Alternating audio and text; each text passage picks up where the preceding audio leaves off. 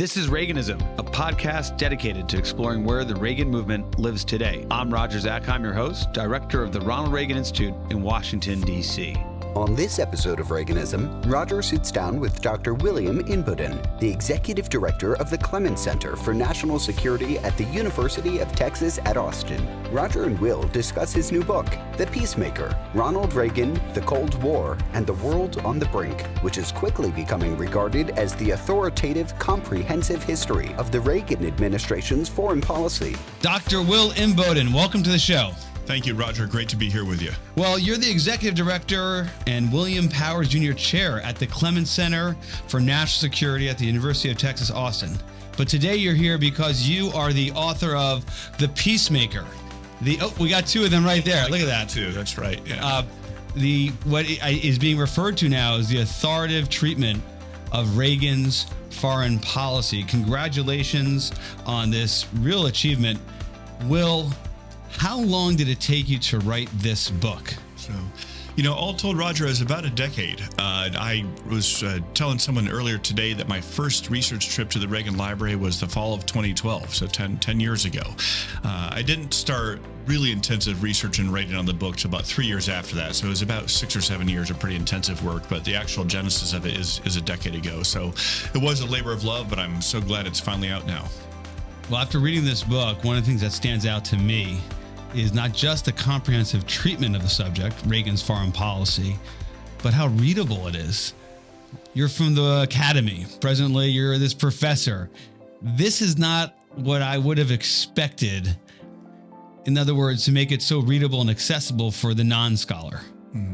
Well, thanks. I'm very grateful for that. You're very kind. I had not done this kind of narrative writing before, but it was by design. I think partly because I wanted to reach a broader audience. I think President Reagan's story, certainly the story of his foreign policy, is something that, all Americans should be aware of. I did not want to confine it only to my academic colleagues. But there's another reason as well is, as you know from being very familiar with this era, the 80s, the waning days of the Cold War, the Reagan administration, it's a very dramatic time. We know now that the story ends well with America's peaceful victory in the Cold War. But at the time, Reagan and his team weren't sure that it was going to end so well. And they lived every day under the threat, the terror of nuclear destruction, the uncertainty of how their policies were going to work out, constant criticism from critics, on the left and right and center, and many other challenges too. Terrorism, wars in the Middle East, economic challenges, challenges in Asia. And I thought it would be a disservice to President Reagan and his legacy if I just tried to retell that in dry, ponderous academic prose, and so tried to recapture for readers what it felt like at the time, with all these different issues crashing in, with the uncertainty of where it was going to go, knowing that the stakes were just incalculably high. And I think that helps us. Hopefully it makes it a more readable story, but also helps us appreciate just how tremendous President Reagan's accomplishments were. Definitely readable. Thank you for not going down the route of dry academic prose. We're all benefiting from that as we read your work. Address one other item and kind of why now? Mm-hmm. Why is this the time perhaps to write this story, to share what happened back, which is, 30 plus years ago? Is there something going on in the archives and the information that's available? Maybe now's the time where you have the hindsight so you can look at things a little more evenly. The prejudices of the past are truly behind us. What's happening right now in the world of Reagan scholarship that makes this the right time to write a book? Yeah, you touched on some of the important things there. I think this really was the ideal time to take on a book like this for a couple of reasons. One is just the craft of historical scholarship. We had to, I think, wait till enough years had passed since President Reagan left office to be able to assess that time with a little bit more critical distance, a little bit more objectivity, I hope, knowing how a lot of the story played out, being being somewhat removed from the partisan passions of the day. But also, it's just been the last few years that quite a few new documents have been declassified. We now have a lot more insight into, previously top secret National Security Council meeting minutes, the transcripts of President Reagan's meetings with foreign heads of state, CIA assessments, things like that.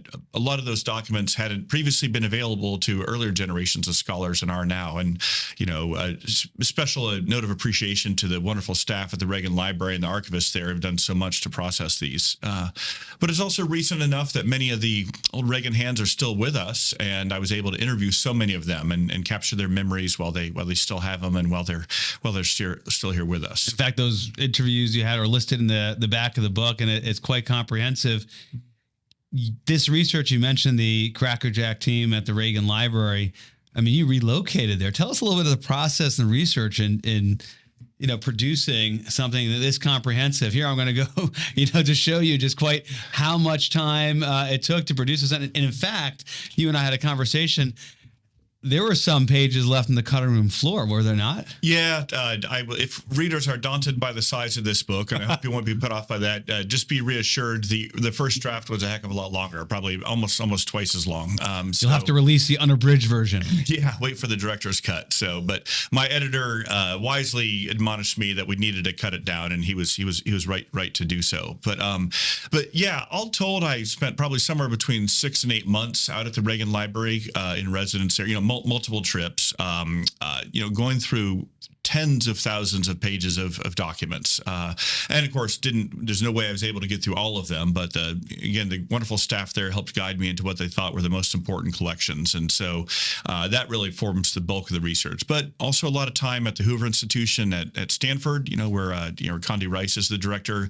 A lot of the records of old Reagan hands are there. A lot of time at the Library of Congress, Princeton, some other university archives. And so it was a coast to coast, nationwide, several years of research endeavor, but I think it was necessary to be able to tell the full story. Well, let's talk about the story. And I love the title of the book. And in some ways, of course, the Peacemaker, the bookends, the way you begin and close a story, the book here, to me, is quite significant. And you start with Reagan at Westminster.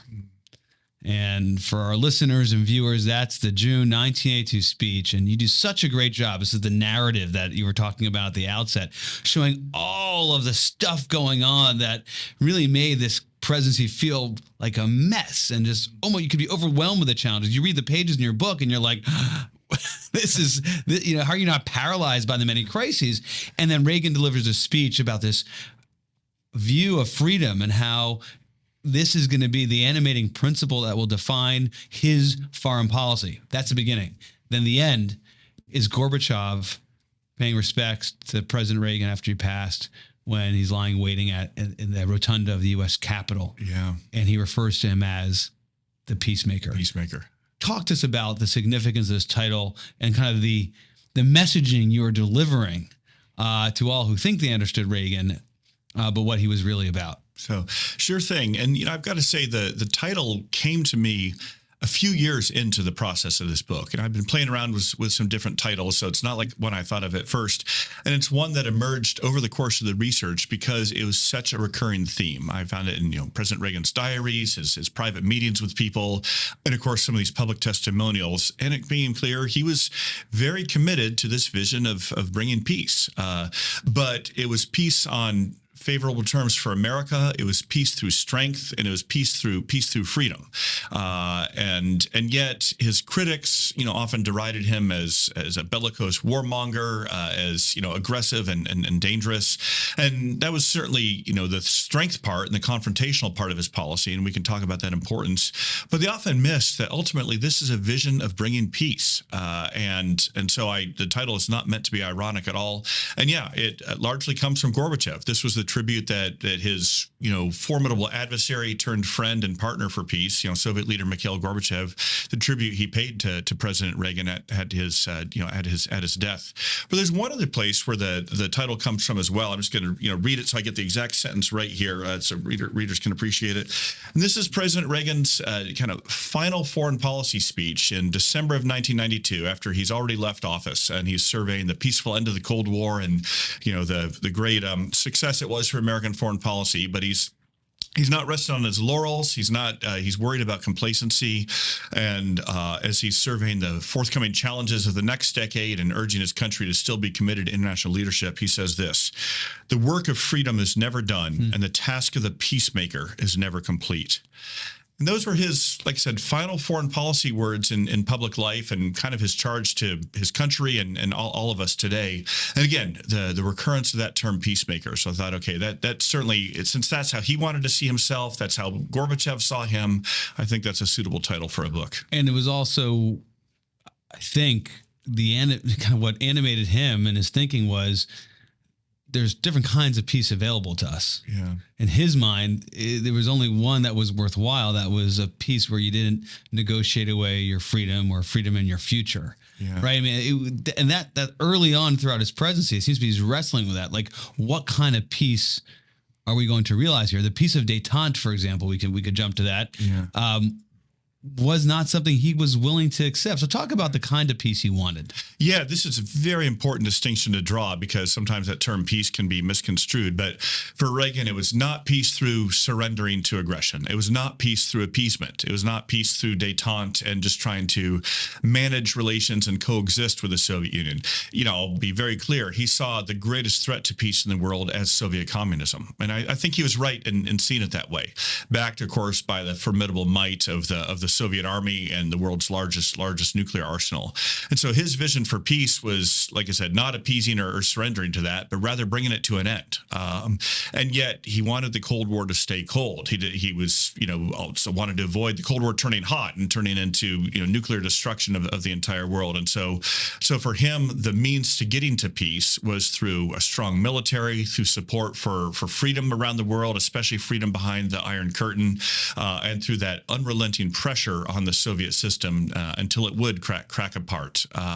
And only then, he thought, could true peace be achieved, when that threat to peace, Soviet communism, was gone. As you're thinking about Reagan, the peacemaker, and doing your research, you come into this, of course, Will, with tremendous knowledge and understanding of the subject. But as you shared with us, you're in the archives, you're going through documents, you no doubt are discovering new things or appreciating pieces of the man perhaps that you didn't think were as important, but after doing the research, you realize how pivotal they were in his administration and in his priorities. Anything in particular come to mind that after researching and writing the book, now you kind of appreciate more, you see now in a way that you didn't see at the outset of the project? Yeah, so many things I could say on that, Roger. I mean, when you spend so much time researching something like this, there's new revelations almost every week, but I'll just highlight three, and I'll do these quickly. So the first was, I went into the project with a pretty favorable assessment of President Reagan and a general sense that he was a strategic visionary, but was not very involved in the day-to-day policy details. And that was actually only partially true. One of the surprises was on the big issues that mattered, especially negotiations with the Soviets, his overall Soviet strategy, he became very involved in the details. He had scripted many of his own talking points. He was very involved in writing many of his most important speeches, and also, became quite well versed in the details of, a number of arms control policies and America's nuclear arsenal and the Soviet one as well. And so I realized this was a commander-in-chief who was more involved on a number of the key details. So that's one. The second one that I came to appreciate is just how intentional his strategy was, especially in his first term, of pressuring the Soviet system to produce a reformist leader. There's in some ways a never-ending debate over who deserves more credit for the peaceful end of the Cold War, Reagan or Gorbachev. They're both essential. I give more weight to Reagan. But what I had not seen, any scholars pick up on before, and what I think is pretty clear from the research evidence is, from 1981, President Reagan is pressuring the Soviet system, not just to weaken it, not just to starve it of resources, not just to crack it apart, but to produce a reformist leader that he could negotiate with. And it takes 4 years. Brezhnev dies, Andropov dies, Chernenko dies, and then in March of '85, along comes Gorbachev. And Gorbachev is a unique figure and very admirable in many ways. And he's a product and part of internal dynamics in the Soviet system. But I think we need to give President Reagan some more credit and more agency there for his part in helping to encourage Gorbachev to come along, and then being willing to recognize Gorbachev as a reformer. The final thing is the importance of religious faith, and President Reagan's deep Christian faith, his deep commitment to religious freedom, his belief in God's guidance and care during the Cold War, his loathing of Soviet atheism. It wasn't just communism that he detested, but particularly its mandated atheism, which was so vicious in its persecution of Christians and Jews and Muslims. His personal religious commitments and the religious dimension of the Cold War, that was one other surprise in my research. I want to go back to the piece on Gorbachev, because this peacemaker theme, when he decides this is a person he can build a relationship with and perhaps accomplish what Paul Leto and others have pointed out President Reagan always wanted to do, which was rid the world of nuclear weapons, right? There is pushback, significant pushback from Reaganites, from his Secretary of Defense, who you write never accepted and so could support the engagement with Gorbachev, and his own national security staff. Talk to us about kind of the second term kind of move towards engagement with the Soviets and Gorbachev. It has to have, and you capture this kind of partnership with Schultz, and the way he managed or didn't manage those who are unwilling to accept that on his own team. Yeah, as well as among the allies, and we'll talk about that too. So it's a remarkable story. The first point I do want to be really emphatic on, though, is I think that President Reagan's strategy was quite consistent throughout his 8 years, and you and I have talked about this before, and I know you agree. Is even while he was doing outreach to the Soviets and then embracing Gorbachev as this negotiating partner, that hopefully this partner to reduce nuclear weapons and eventually bring the Cold War to a peaceful end, he was unrelenting in his pressure on Gorbachev and on the Soviet system. He was unrelenting in the military modernization, unrelenting in the Reagan doctrine and its support for anti-communist forces around the world, unrelenting in the economic pressure, unrelenting in the rhetorical pressure. Tear down this wall is in June of '87, right?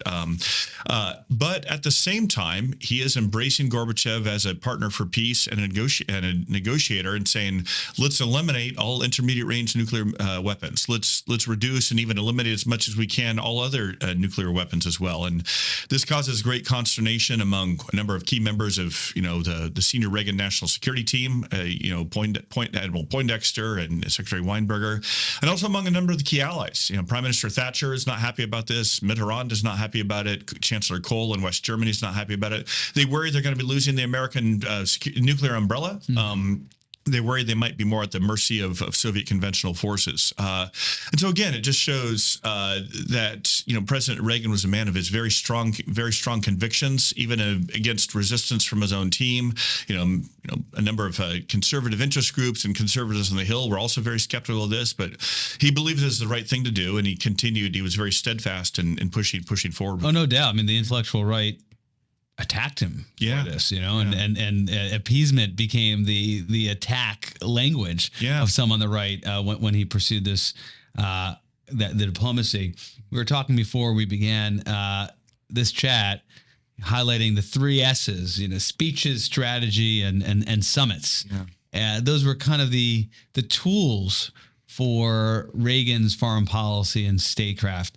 Perhaps just unpack a little bit each of those and how Reagan used it. You mentioned earlier how he was far more engaged as you've did your research. You saw in some of the details and getting in that, and more than I think you gave him credit for at the outset of this project. But talk about how these tools were utilized by him in his presidency. Sure, absolutely. I mean, it's very clear, especially in the first term, that he's very involved in crafting a pretty sophisticated full spectrum strategy towards the Soviet Union. It's codified in 2 really important documents, NSDD 32, NSDD 75, for the specialists out there.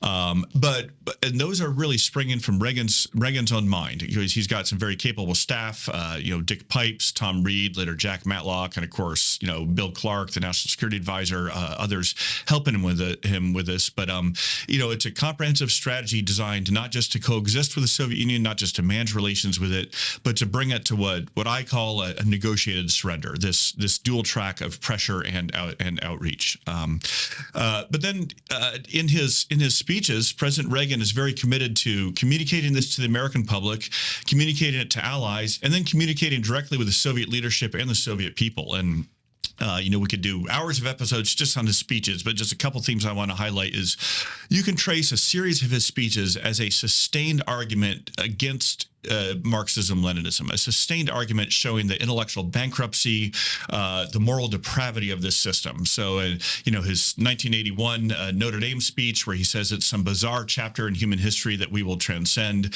The 82 Westminster speech, where he says it's going to end up on the ash heap of history.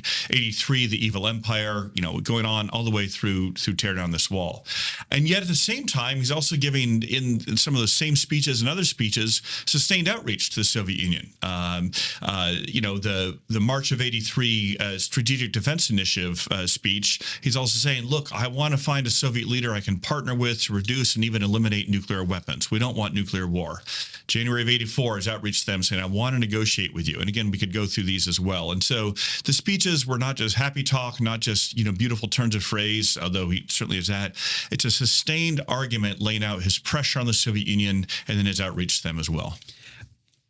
The speeches were also something that he spent time on, right? So they were obviously kind of communicating with key stakeholders, but where he actually made his mark, perhaps far more than, I don't know, in a NSC meeting.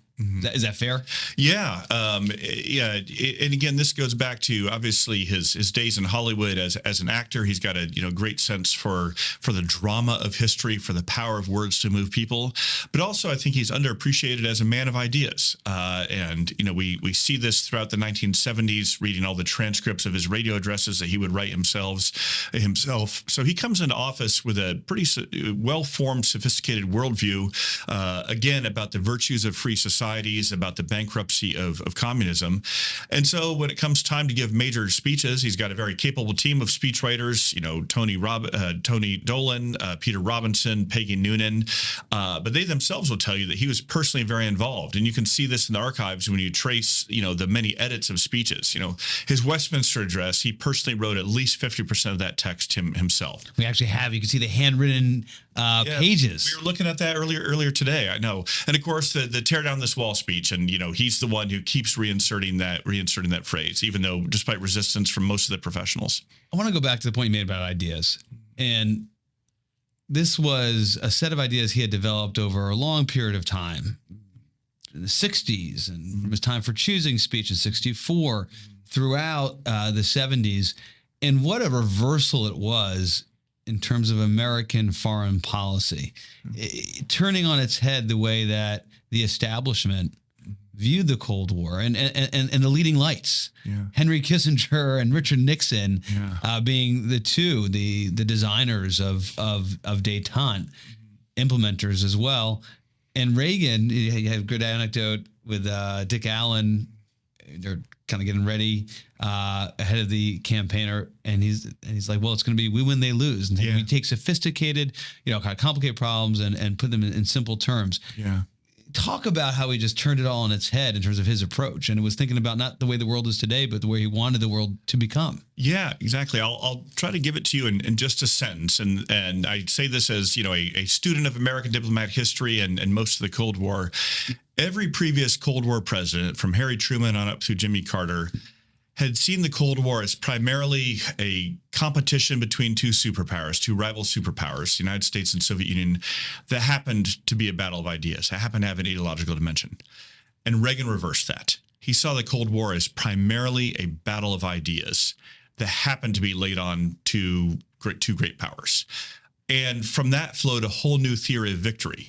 Every previous president had seen the Cold War as a challenge to be managed, the Soviet Union as an entity to be contained. They didn't want it to succeed or advance, but they did not envision the possibility of actually defeating it or of collapsing it. And Reagan envisioned just that, because he saw Soviet communism as an idea to be defeated rather than seeing the Soviet Union as a nation state to be managed. And from that flowed the entire revolutionary strategy.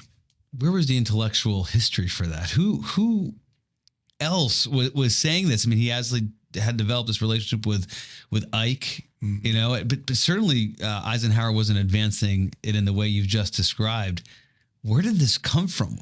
Yeah, a lot of it is pretty unique to Reagan. And again, as you mentioned, in the early chapters of my book, I lay out, this really interesting relationship he has with Eisenhower in the 1960s. And, Eisenhower, serving as in some ways an early foreign policy mentor of sorts to Reagan. I think Reagan would refer to him that way. And even though Reagan reveres Eisenhower and follows some of his principles, especially about, aligning the use of force with policy outcomes, the importance of economic strength for military strength, things like that, Reagan then takes it in a whole new direction in envisioning the defeat and collapse of the Soviet Union, which is not something I think Eisenhower had ever envisioned or hoped for, nor had any other American president. So the idea is, like I said, a lot of it's unique to Reagan. I mean, some of it comes from his Christian faith. Some of it comes from he's very influenced by Whittaker Chambers' classic book Witness, showing the moral depravity of communism.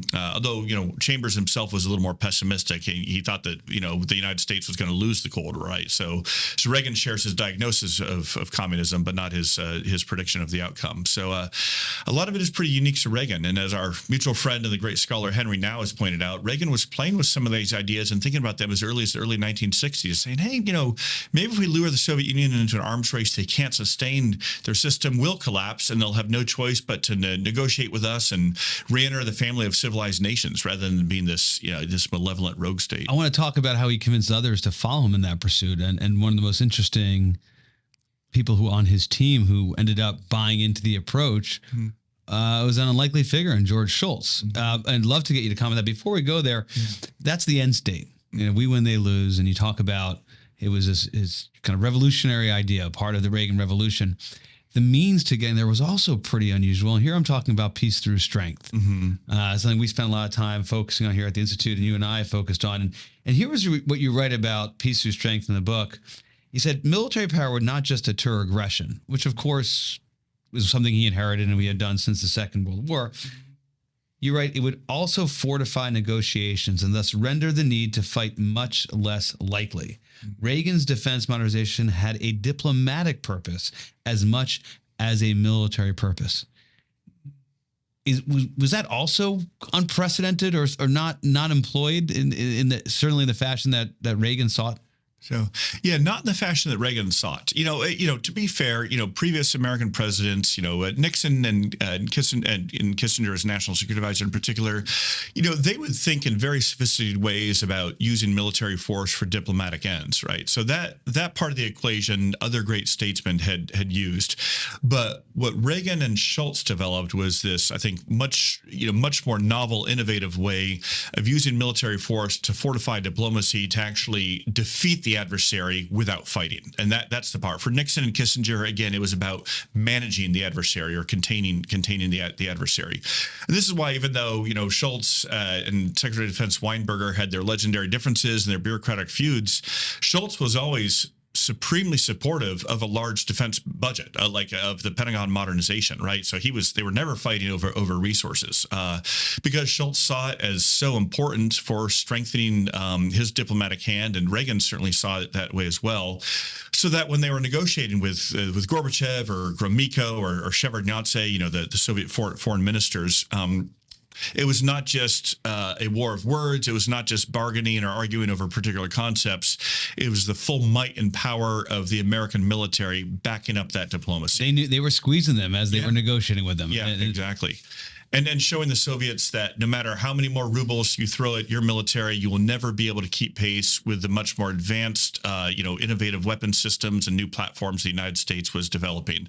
As I put it, our military buildup was about not just about outspending the Soviets, but outsmarting them, and that was implemented through diplomacy. And you made those points also related to the Strategic Defense Initiative, SDI, which, though it was not going to be realized for perhaps a decade or more later, it had an amazing impact at the time, precisely in the way that you've described. And that was intentional. So, yeah, it certainly was. And here's where I know there's, plenty of debate among scholars and technical experts over whether SDI was going to work or could have worked, and plenty of skeptics. But all you need to read to be convinced of how potent SDI was is read the transcripts of Reagan's summit meetings with Gorbachev, Geneva, Reykjavik, Washington, Moscow, and read what Gorbachev is saying. Gorbachev is terrified of SDI. He's obsessed with SDI. He thinks it's going to work. He's rather bedazzled by American ingenuity and technological capabilities, and he thinks it's going to work. And he knows that if it was to become operational, it's game over. It would make the Soviet, nuclear missile arsenal completely obsolete. And so that's why Gorbachev is obsessed with trying to tell Gorbachev, you got to scrap it, you got to get rid of it, we got to bargain that away. And yet Reagan holds fast to it. And Reagan himself was more realistic. There's plenty of his comments saying, I don't know if and when this will become operational, but we got to try.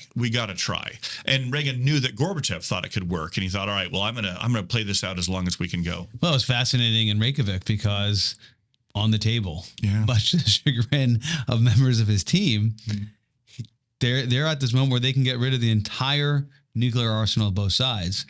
And of course, to your point, Gorbachev said, but you have to put SDI as part of this, part of his plan. And Reagan was unwilling. Yeah, unwilling. And at one point, he scribbles a note to Schultz saying, am I wrong to be holding on to this? And Schultz writes back, no, you're not, Mr. President. You're in the right. And again, it was as close as they came to abolishing all nukes at Reykjavik. It was revealing just how obsessed Gorbachev was about getting rid of SDI.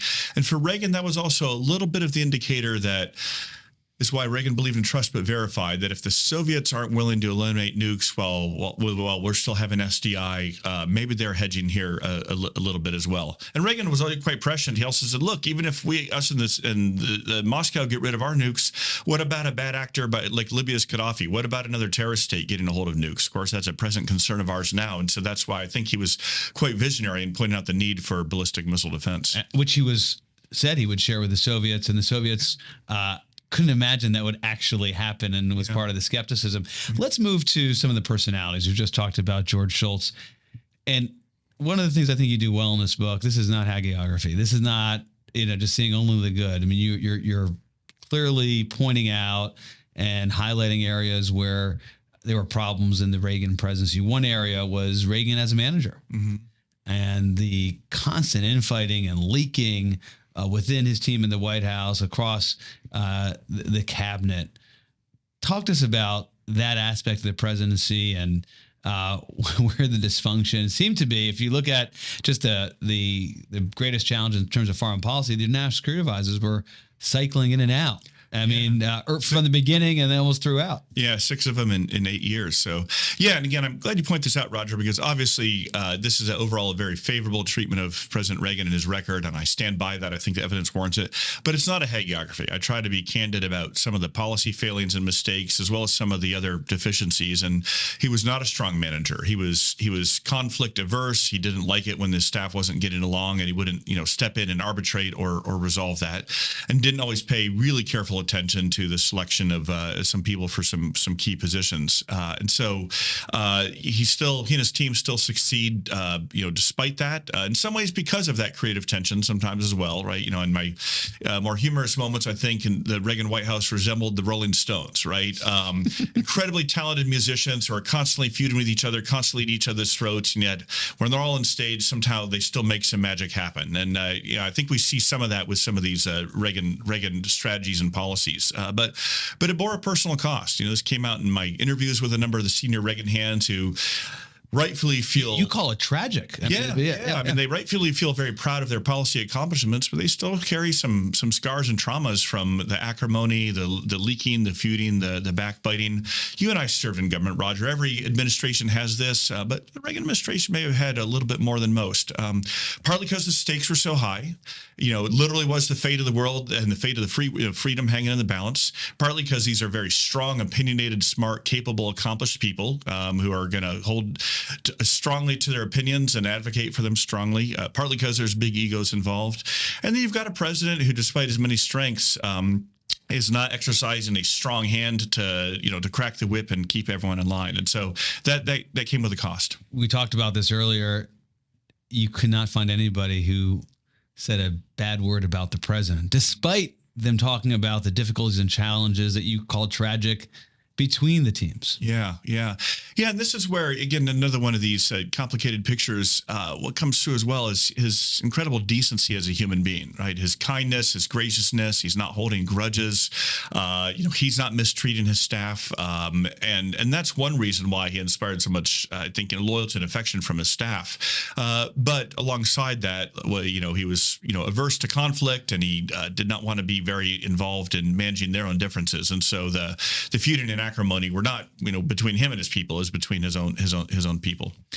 Talk to us about the one example of talked about the biggest fights that you kind of were surprised or didn't realize kind of how cutthroat and dramatic it was. Yeah, so I mean, just one example, and you can almost feel the tension in reading the transcript, is an NSC meeting sometime in 1987 on the eve of one of the big arms control negotiations, and even though, I think this is some of Weinberger's last days, his last few months as Secretary of Defense, and Schultz as Secretary of State.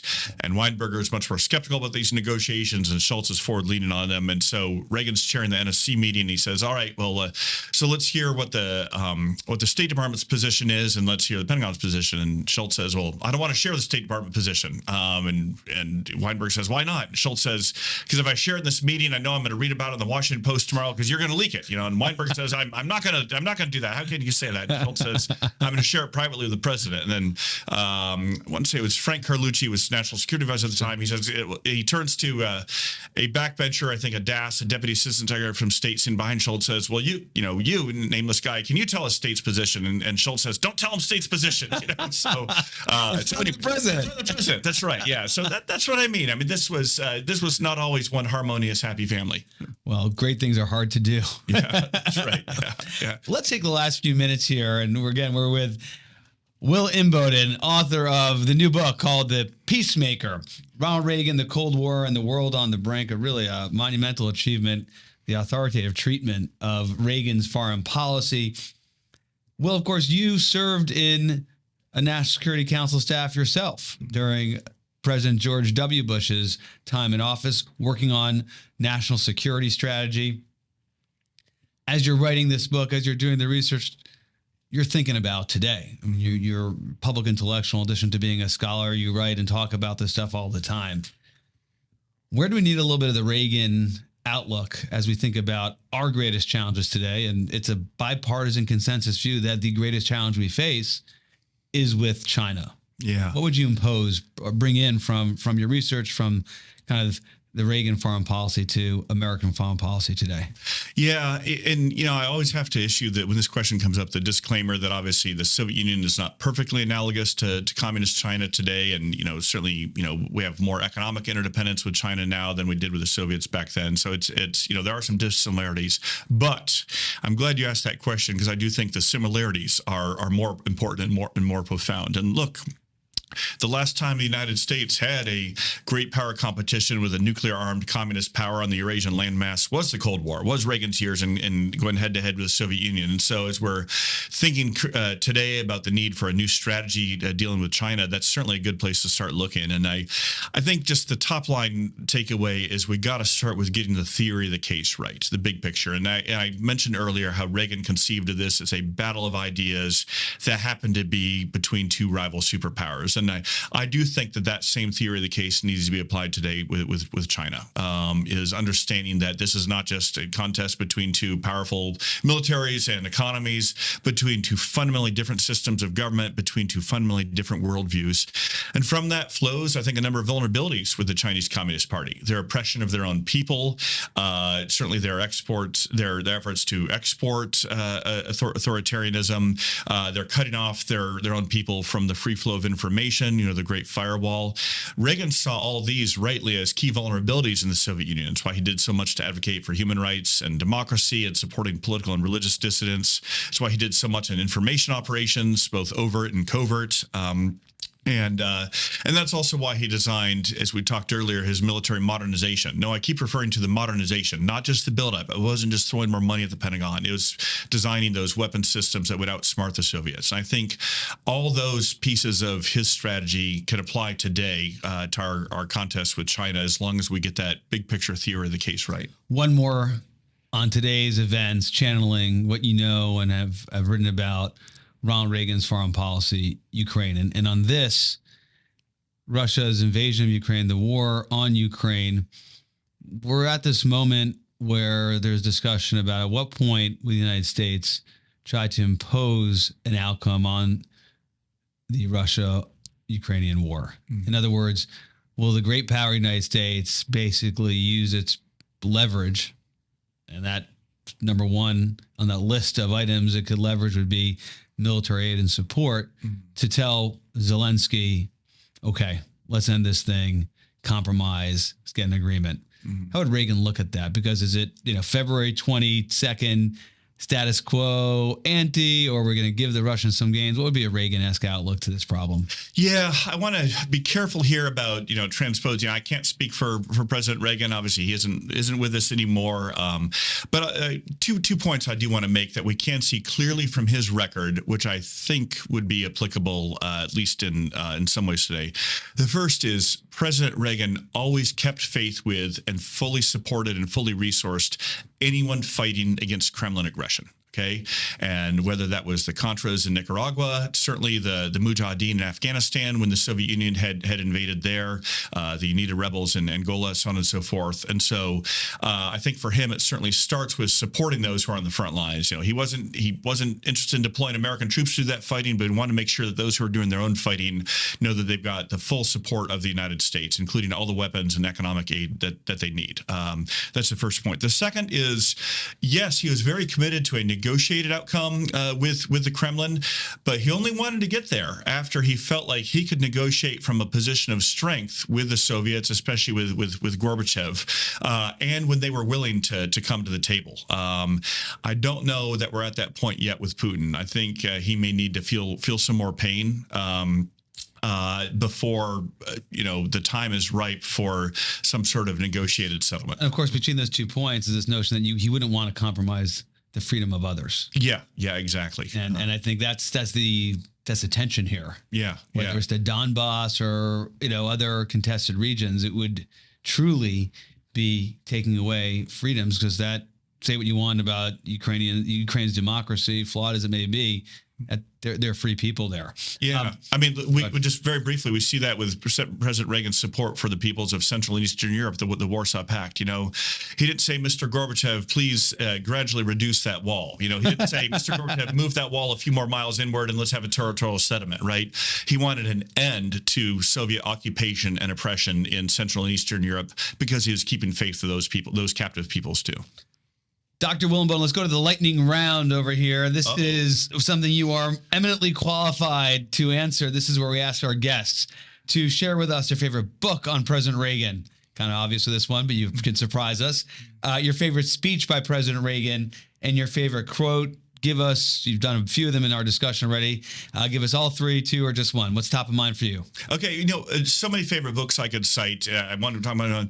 I got to give a shout out to our friend Paul Leto, Ronald Reagan and his quest to abolish nuclear weapons. It's written almost 20 years ago now, but incredibly prescient. One of the first ones to really understand President Reagan's comprehensive Cold War strategy and his effort to abolish nuclear weapons. The speech is so hard to pick, but I've got to go with the one I start off for the book. book, the June of '82 Westminster Address. I still find it both incredibly moving as rhetoric and incredibly sophisticated as a forward strategy for freedom and winning the Cold War.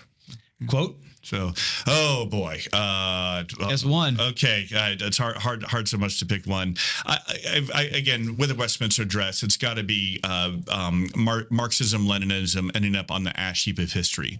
Every word so perfectly chosen, so much meaning packed in that one, and it partially came true in his time, and I hope that it'll eventually come true as we're thinking about communist China today. Will Inboden, congratulations on your new book, The Peacemaker. We look forward to having you back on the show. Thanks for being here today. Thank you, Roger. It was a great pleasure. We hope you enjoyed this episode of Reaganism. New episodes premiere weekly every Monday on YouTube and all podcast streaming platforms. If you like this episode, be sure to let us know and share with a friend.